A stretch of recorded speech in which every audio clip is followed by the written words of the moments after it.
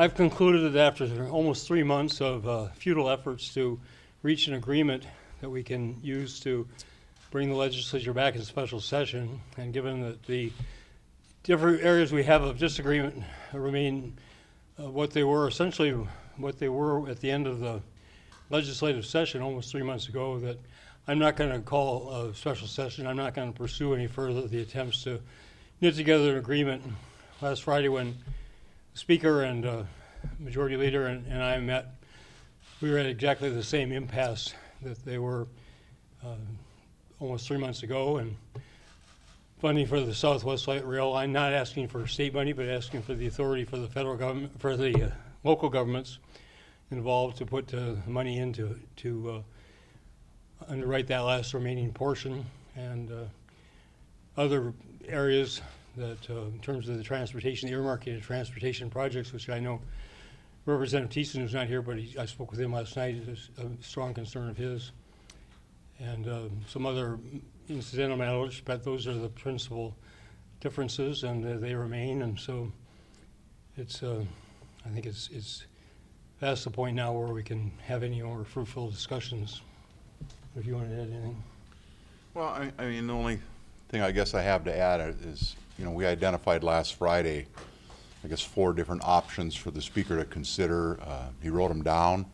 I was hopeful he's going to come back today with some kind of a proposal, something, but came with nothing. So it just seems like we're not getting anywhere. And I've been in the legislature 22 years, and it is just amazing how the congestion has changed over that period of time. And I just kind of think down the road, what are these metro highways going to look like 20 years from now, unless we find some alternatives to get people off of the highways?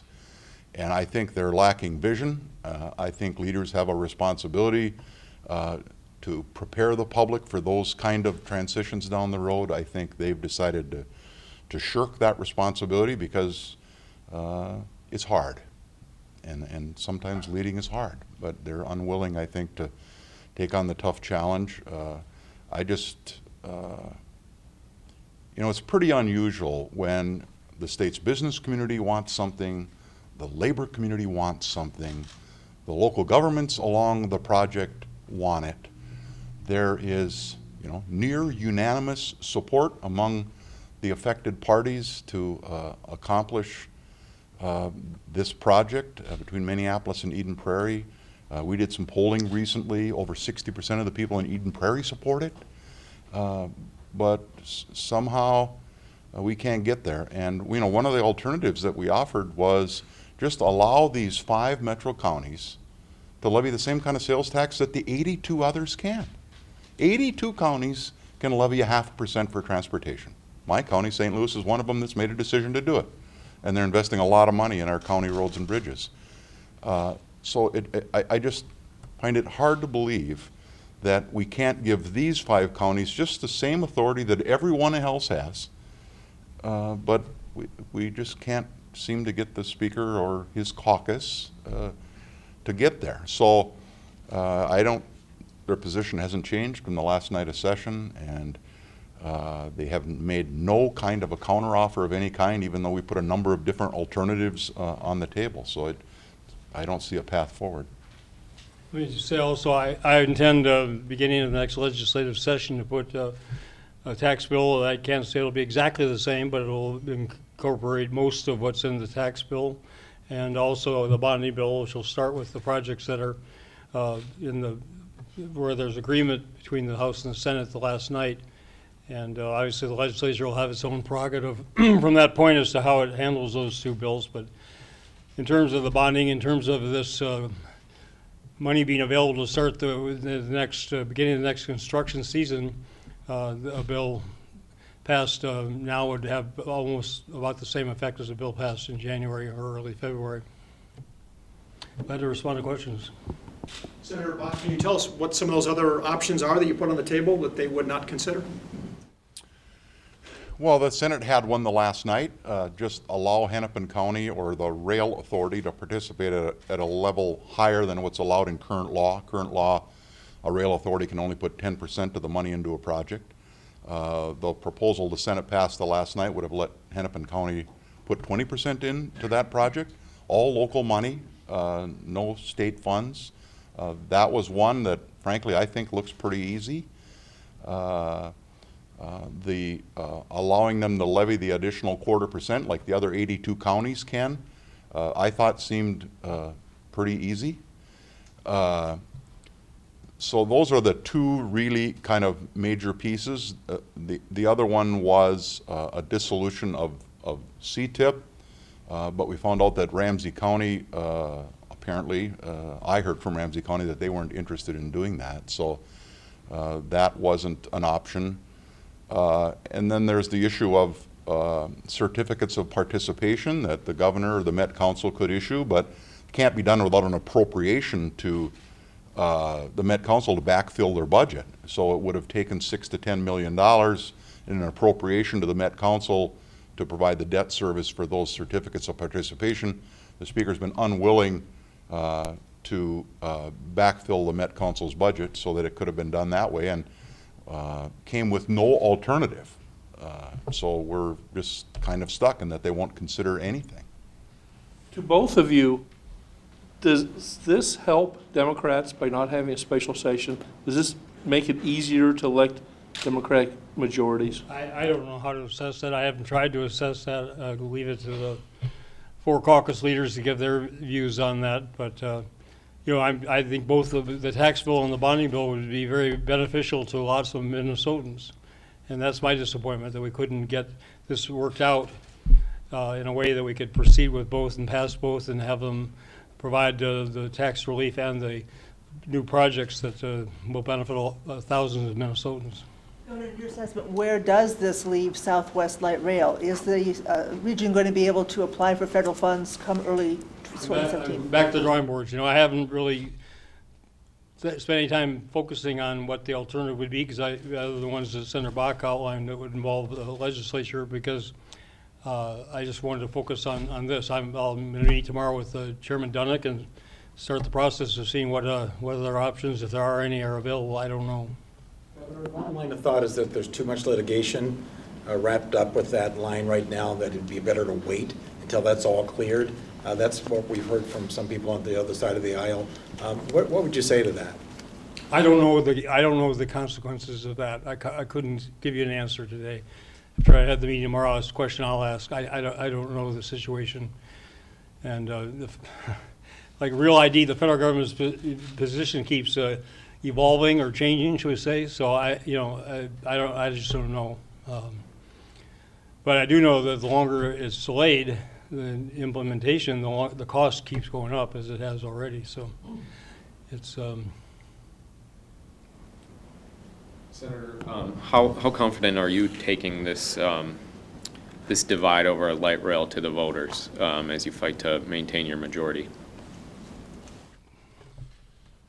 Well, I think it really is in our caucus we've talked about it being a matter of fairness. I mean, the bonding bill has a lot of money for local roads and bridges that are largely rural. It has a lot of money for Highway 14, for Highway 23, for Highway 10, and going out Highway 12, all largely rural. But there really is nothing in the bill for the metropolitan area for transportation. And historically, we have always tried to balance money spent on transportation as closely as we can, rural and metro. And the bill is all rural. I mean, so I'm a rural guy, but the fact of life is it's just not sustainable over the long haul to run the table because you happen to have the cards and you can run the table, because that pendulum swings back. So I do think a balanced proposal that addresses transportation needs in the metro area and the rural area is where our caucus is at. I think that they think that's a matter of fairness. It's the way we've always done it. And it's not unusual. I mean, we really look at higher education the same way. We try to spend the same kind of money in a bonding bill on MnSCU and on the University of Minnesota. There's a balance there. So, I just think for stability going forward, it's important to have balance between metro and rural needs. Governor, there's a lot of bonding bill projects, obviously, that will not happen, at least not now. Will that have any immediate impact? Well, the construction season now is pretty well behind us. There may be a couple there that could get started. I can't comment specifically, but again, I'll bring a bonding bill to the legislature next January and urge that it be passed and passed as quickly as possible so people can know that that money will be available beginning of the next construction season. Would your bonding bill include transportation, or are you going to go back to your proposal for separate long-term transportation? Well, I'm going to go back to my proposal for separate long-term transportation proposal because I'm really disappointed with the combination of that and the way this bill was approached for transportation. I think is really not in the best interest of Minnesota. The earmarking of bills of transportation projects, particular road projects by the legislature, I don't know if it's unprecedented, but it violates the professional rating system that MnDOT uses to insulate those decisions from politics. So now you have to have the right legislator in the right situation to specify this project. If this project gets done, then with the limited funding that's been made available, some other project or projects don't get done. So you can say, yeah, okay, we're going to play favorites here, but someone else loses out. And I can't remember the number of former committee chairs and MnDOT commissioners who sent a letter recently saying that this is a very, very bad precedent to set. So I'd probably go back and relook at that whole aspect of it. But the real solution is to have sufficiency in our transportation funding. If you've got scarcity, you're going to have people fighting over which projects are in and which ones are not. What's necessary is to have sufficiency so that everybody gets served over the next decade, and we have the kind of transportation system we need for a viable state economy. Governor, any misgivings about vetoing the tax bill, knowing what you know now, that it's not going to happen? Well, if there hadn't been a $100 million error, cost the state $100 million, I would have signed the bill. I mean, I've said that before. I mean, you know, they couldn't in the last rush of the last minutes, they couldn't get the drafting correct. So, you know, I regret that that's part of it. I said that from the beginning, this would have to be a whole package. And it wasn't my choice, the transportation, not my choice that the tax bill had that kind of critical error, but it did. So, you know, I've said all along that it's a combination of the bonding and the tax bills together. It's in the tax bill that we're seeing as critical for the Major League Soccer Stadium in St. Paul. Is there any assurance you can give those investors that this will still happen?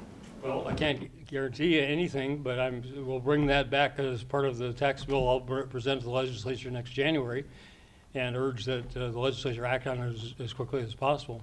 Particularly matters where there is that time sensitivity, but I can't speak for the principals.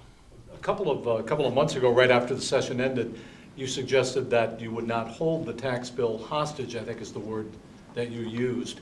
Is there a reason why you wouldn't call a special session just for that tax bill? Well, I'm not holding it hostage. I've said it's got to be part of the whole package. You know, just as Senator Bakk said, the Metro Trans has got to be part of the whole package. You know, it's trying to bring everybody together and say, okay, your compromise means you agree to things you don't agree with. And this is eminently agreeable. We're not asking for one state dollar going into the Southwest Light Rail project. It's just all about the politics. It's about putting something on some people's reelection brochures saying we killed Southwest Light Rail and the metropolitan dollars, boondoggle dollars, and waste, et cetera, et cetera. Meanwhile, the highways get more congested, and there's no alternative being proposed. There's not an alternative route or alternative means of getting people. You got 12 CEOs of just about every major company in the Twin Cities that have signed a letter saying we support Southwest Light Rail, we support transit. The Twin West Chamber supports it. The cities that are affected by it have twice passed resolutions in support of it. So, and so we're saying just allow the counties to proceed, just allow it to happen. And, you know, I want to play politics and say no, so that's too bad. Speaking of politics, are you going to hit the road campaigning on this for fellow Democrats? I'm water quality is what I focus on today and intend to. I mean, I'm not.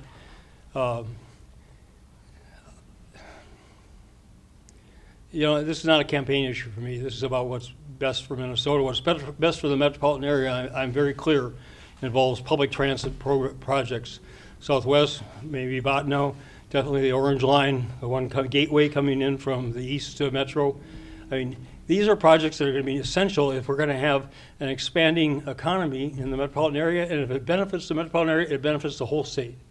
Because everybody's county program aid, local government aid, school aid comes from a common pot of revenues this state has when there's economic vitality. Just whatever benefits Mankato or the Iron Range or Worthington benefits everyone else in Minnesota. It's us. It's all of us together. It's not about this division that's being created for political purposes. Anything else? Okay. Thank you. Thank you all very much.